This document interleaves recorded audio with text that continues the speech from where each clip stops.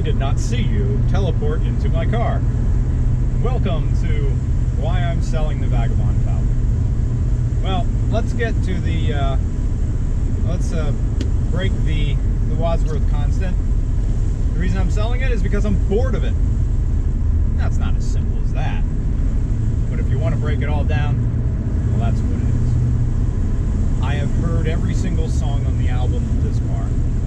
And I also don't want to become a car hoarder. My garage has 2 spaces. And I'm not going to be that guy who fills the street up with all of his projects and all of his fancies and all of these things. So I want a different fun car, and I'm going to abide by, you know, if you want something new, something else has to leave. And I can't get rid of my Super Forester because that's the thing that makes this show possible, is the camera car. So I thought about it over most of this year, and someone else deserves a chance to have RCR's mascot. The Falcon will continue to be RCR's mascot, even though this thing will be owned by somebody else by the time this auction is over. You're seeing this maybe a little bit before that. Bring a trailer, it takes a while. We're going to get the article written very nice, because there is no Falcon quite like this. It has ride-tech suspension in the back, adjustable air ride in the rear, an automatic with 327 rear gearing, and an overdrive. So, like, whoever buys this, my first recommendation to you, if you want to make this, if you want to really unlock what this car can do, is to ditch this bench seat and put in some bucket seats. Because the suspension is so good, and you have 7-inch wide tires, and you have no power steering. So that's another thing. Maybe somebody will want to do some, like, put in a power steering pump or something like that. Well, then you'd have to change the rack as well. Because as rack and pinion steering instead of recirculating ball, and there's no steering box, so you have to change the whole rack, put a power rack in there. Anyway. So you see, it's this mishmash of parts that's been made to work by Bruce Henn. And by the way, that's where we're going. We're going to Bruce Henn's garage so Bruce can sign it. Hopefully Tony Rumble's there as well. He can sign it too. I'm also at this plateau with the Falcon where I still love it. I don't want to get rid of it, but I realize that I'm transitioning over to where this car is not becoming a blessing and starting to become a chore. Little things started to bug me. One is that it's a 5-liter engine and a 10-gallon fuel tank. Great. So every time you do this, you're just chewing up gas. Here comes that Durango's running like, what the heck's up with this thing? Also, I started, like I did with my motorcycle, I've been starting to take more and more chances with this thing as I get more used to its speed. When it was on Bruce's dyno, they did the calculation for crank horsepower, and what was it, like 230 horsepower and over 300 foot-pounds of torque. So stoplights are fun, especially because the tires on this are only 7 inches wide, so it spins really easy. The downside of having an offset wheels is that you can't rotate the tires, and when tires start to wear out, as the rears are starting to, because let's be honest, you have to replace all of them. But it's not a strange, I mean, they're just 17-inch wheels, so the tire size is I think, excuse me, I think like the current 3 Series uses the same wheel size as this. I could be wrong, like the base 3 Series. Or maybe it was the base 3 Series like the previous generation. I'm talking out of my ass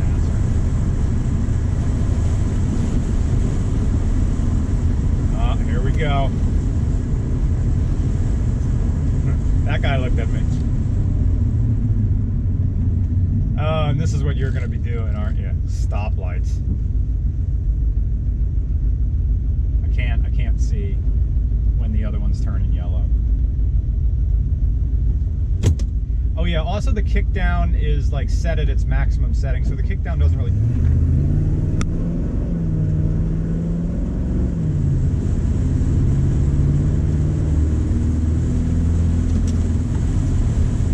It's not loud when it does that, but because it has a Walker Quiet Flow muffler on the back.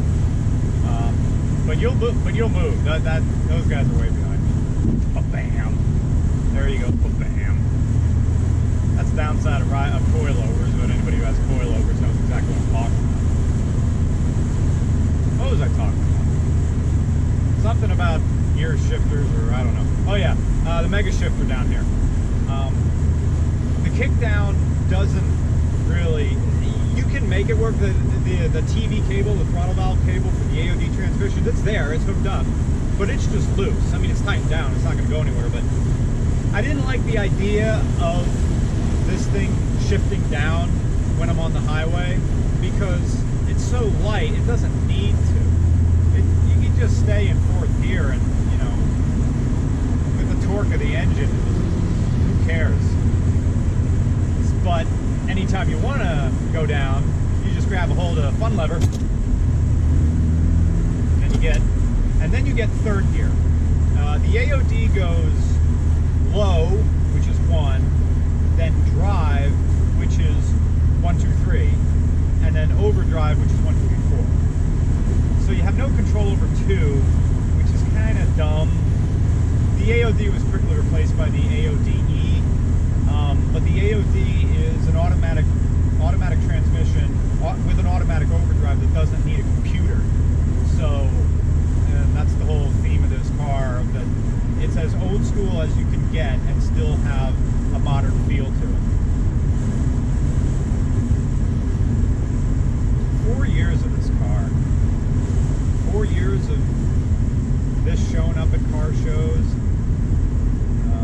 Me driving it like a regular car, just going to get groceries and stuff. It getting dirty. It getting rock chips in it. Driving it on the turnpike, just doing 70 like everybody else, passing people, getting thumbs up all the time. I am gonna miss that. I'm not gonna miss the fuel consumption, to be honest. But this thing also needs at least 89. Don't put regular in this. You're gonna want the knock protection because there is no knock sensor. So please put at least 89 into it. Don't put 87 into it.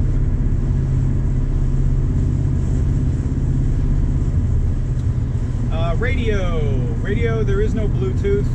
It's a retro sound head unit. If you want, you can buy the newer retro sounds that have Bluetooth. I have the aux cable and it's hooked up to my Bluetooth player, my MP3 player. So you too can listen to, should I give you my old MP3 player that has my old gym mix in it? I hope you like ska music, because that's mostly what it is.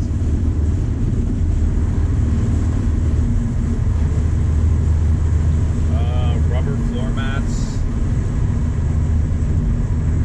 New headliner. That's something. These seats are seat covers. The real vinyl is underneath, but I had a peek and it's all torn up under there. But these seat covers are nice. I mean, they go full all the way around. So, and at a glance, you know, they look normal. Four-wheel power brake, 4-wheel disc brakes. The brakes are very good. They're going to surprise you. You need like a big toe to stop this car.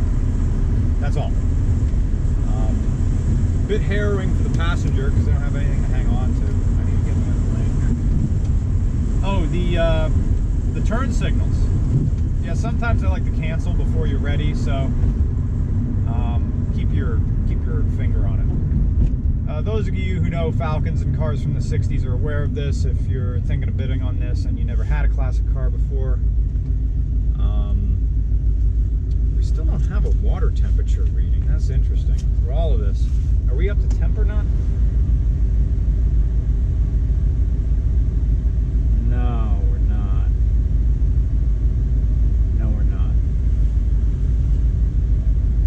should at least have heat by now, which means there's probably still an air bubble in there somewhere. Which means when I get back, I'm gonna have to park it in the driveway up at an angle, take the cap off, and let it burp a little bit more. That's not me, is it?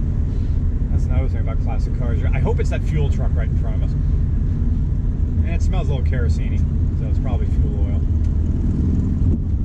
Alright, we're gonna go to Bruce's, have him sign this thing, and that'll be that.